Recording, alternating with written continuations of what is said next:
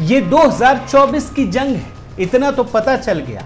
लेकिन मोदी जी भी गजब है। जो कांग्रेसी एसी ड्राइंग रूम में बैठ करके राजनीति कर रहे थे, उन्हें सड़कों पर उतार दिया। जरा ये तस्वीर देखिए।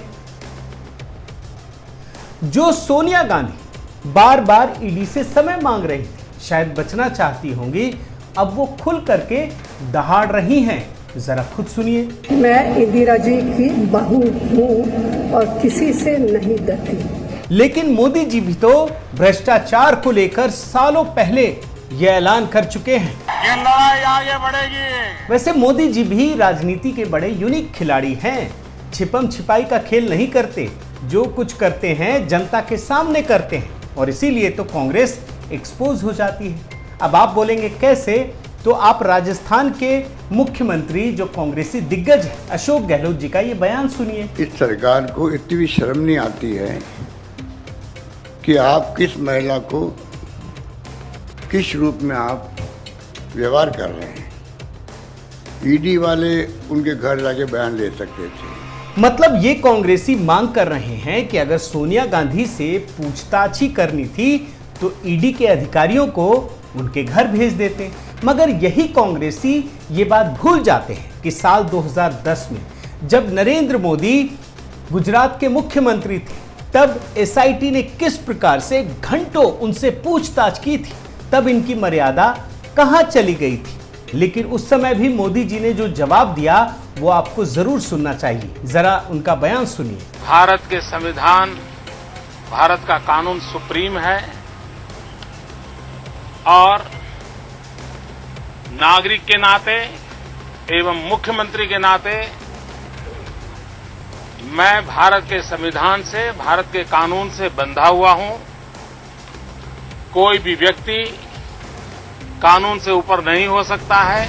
अब आप समझ लीजिए कि कांग्रेस बाकी लोगों के लिए संविधान की बात करती है, रूल ऑफ लॉ की बात करती है, लेकिन जैसे ही गांधी परिवार की बात आती है तो वो फैमिली लॉ की बात करने लगती है। साथियों नमस्कार, मैं हरिश्चंद्र बर्णवाल।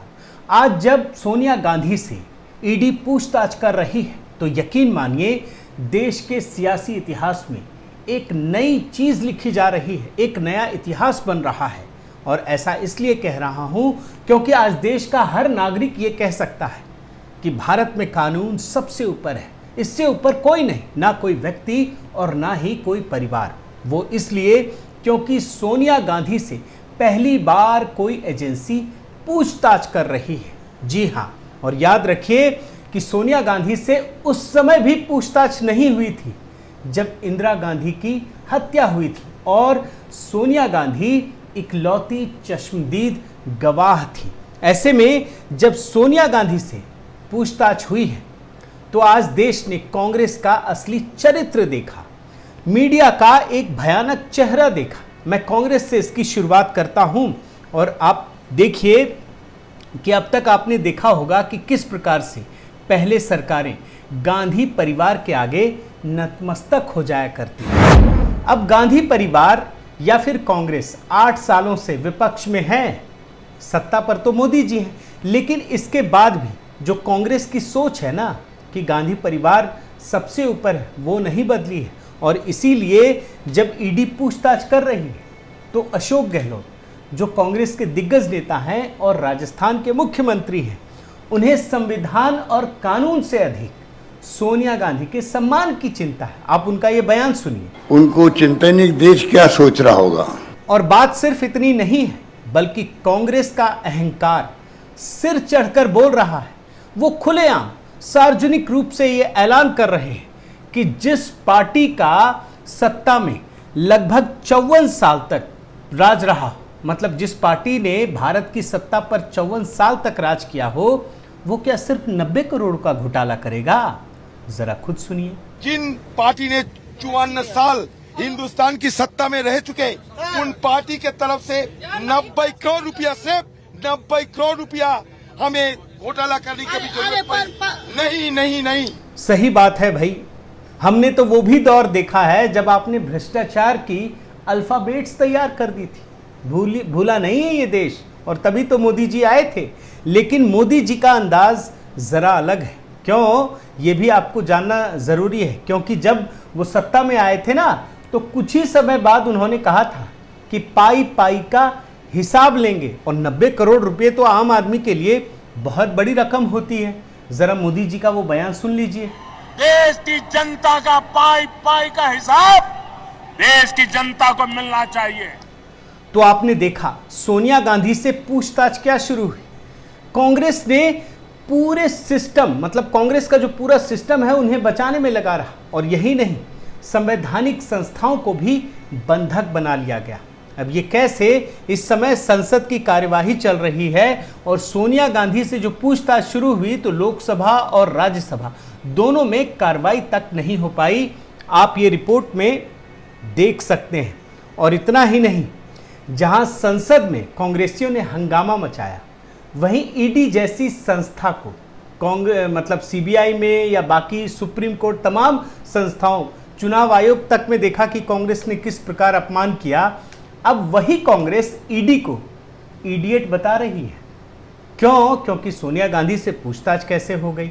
आप देखिए और ये बयान भी सुनिए अधीर रंजन चौधरी जी का। ये ईडी को इडियट बना दिए हैं ये सरकार ने। अब संवैधानिक संस्थाओं पर हमले के बाद कांग्रेस का एक और चेहरा दिखाता हूं। सफेद झूठ बोलते हुए पकड़े गए हैं। ये जयराम रमेश का एक ट्वीट दिखाता हूं, दिग्गज नेता हैं। देखिए क्या लिखा है। मीडिया को कांग्रेस कार्यालय में आने से रोका जा रहा है, ये कह रहे हैं जयराम रमेश। लेकिन जब मैंने खंगाला तो कुछ वीडियो देखा मैंने, और मीडिया वालों के ही वीडियो जब खंगालने पर ये वीडियो सामने आया है। देखिए क्या लिखा है, उसमें बड़े बड़े टेक्स्ट भी लिखा हुआ है कांग्रेस हेडक्वार्टर। कांग्रेस हेडक्वार्टर के पास से या अंदर से मीडिया वाले कवरेज भी कर रहे हैं, और तब ये जनाब लिख रहे हैं कि मीडिया वालों को रोका जा रहा है। और साथियों, यही वजह है कि भाजपा वालों को भी कांग्रेस पर आरोप मढ़ने में बड़ी आसानी होती है। वो तुरंत हमला करने लग जाते हैं, और करेंगे भी क्यों नहीं। कांग्रेस जैसी पार्टी अगर इस तरीके से झूठ बोलेगी और जो तुरंत पता चल जाएगा, तब आप क्या करेंगे। लेकिन ये तो कांग्रेसियों की बात हुई। अब मीडिया का हाल मैं आपको दिखाता हूं। मीडिया वालों की जो कवरेज है ना, उस पर भी सवाल उठने लगे। अब मैं आपको एक ट्वीट दिखाता हूं, तजिंदर पाल सिंह बग्गा जी का है। इसमें रिपोर्टर कह रही हैं, अरे कवरेज नहीं होगा तो क्या फायदा। आप वीडियो भी जरा देख लीजिए। कवरेज नहीं होगा तो क्या आप? और तभी एक ट्विटर यूजर को, मतलब सोशल मीडिया पर जो लोग हैं या देशवासियों को ये आरोप लगाने का मौका मिल जाता है, मीडिया पर सवाल खड़ा करने का मौका मिल जाता है।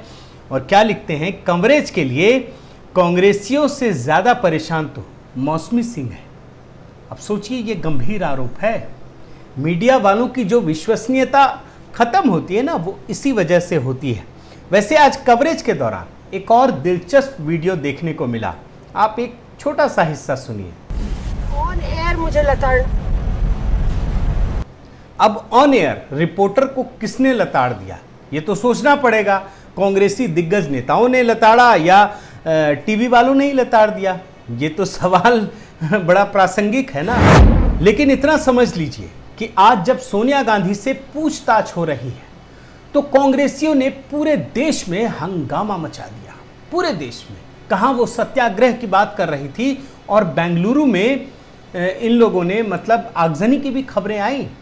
ये स्थिति है कि अगर आप हमारे गांधी परिवार के सदस्य से पूछताछ करेंगे तो हम आगजनी करेंगे, टायर जलाएंगे, ये स्थिति। और याद रखिए कि सोनिया गांधी से ये जो पूछताछ हो रही है ना, वो नेशनल हेराल्ड में भ्रष्टाचार को लेकर है।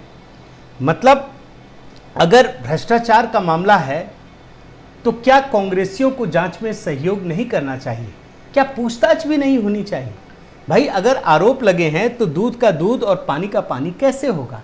लेकिन कांग्रेस का हाल देखिए। मैं आपको रिपोर्ट दिखाता हूं कि ये आरोप लगा रहे हैं कि मोदी सरकार कांग्रेस को दुश्मन मान रही है, मतलब दुश्मन समझ रही है। मतलब आपसे पूछताछ शुरू हो गई तो आप दुश्मनी पर उतर आए। अब ये कौन सी बात है? और आरोप लगाने वाली ये कांग्रेस जो है, कौन है, क्या है, इसका चरित्र भी आप देखिए। इसने मोदी जी के खिलाफ जानबूझकर बदनाम करने के लिए कई हथकंडे अपनाए थे। ये रिपोर्ट तो अब खुल करके सामने आ रही है। और मोदी जी को हर अदालत ने बरी किया है। सुप्रीम कोर्ट ने तो इस बात को भी माना। आप रिपोर्ट देखिए कि तीस्ता सीतलवाड़ ने जाकिया जाफरी की भावनाओं का इस्तेमाल करके गुजरात दंगों के मामले पर माहौल खड़ा किया। ये है रिपोर्ट। और इसके बाद जब सुप्रीम कोर्ट ने जांच के आदेश दिए तीस्ता सीतलवाड़ के मामले में, तो पता चला कि सोनिया गांधी के राजनीतिक सलाहकार अहमद पटेल ने तीस्ता को लाखों रुपए दिए, मदद की उन्होंने, ताकि वो गुजरात दंगों को राजनीतिक मुद्दा बनाए रखे। आप रिपोर्ट देखते जाइएगा जो भी बात मैं कह रहा हूं। लेकिन आज कांग्रेस कह रही है कि मोदी सरकार गांधी परिवार के खिलाफ दुर्भावना से काम कर रही है। दुर्भावना से बातचीत देखिएगा किस तरीके से कही जा रही है। लेकिन सच्चाई यह है कि गांधी परिवार के खिलाफ जो आरोप है वो बहुत ही गंभीर है। आरोप यह है कि सोनिया गांधी ने 2000 करोड़ रुपए की अचल संपत्ति को गांधी परिवार का बना देने के लिए, मतलब अपनी पारिवारिक संपत्ति बना देने के लिए, अपनी ही सरकार के दौरान सारे नियमों कानून को तोड़ दिया था। तोड़ मरोड़ करके हजारों करोड़ की संपत्ति अपनी बना ली। अब जब गांधी परिवार से जुड़ा यह मामला खतरनाक मोड़ पर पहुंच चुका है, तो कांग्रेस ने अपने आखिरी हथियार को भी आजमा लिया है, ब्रह्मास्त्र यानी इमोशनल कार्ड, ताकि लोगों को भ्रमित किया जा सके। और किस प्रकार से, मैं आपको कुछ चीजें दिखाता हूं। आप देखिए, ये कांग्रेस का ट्वीट है। क्या लिखा है? सोनिया गांधी जी त्याग, बलिदान, समर्पण की मूर्त है।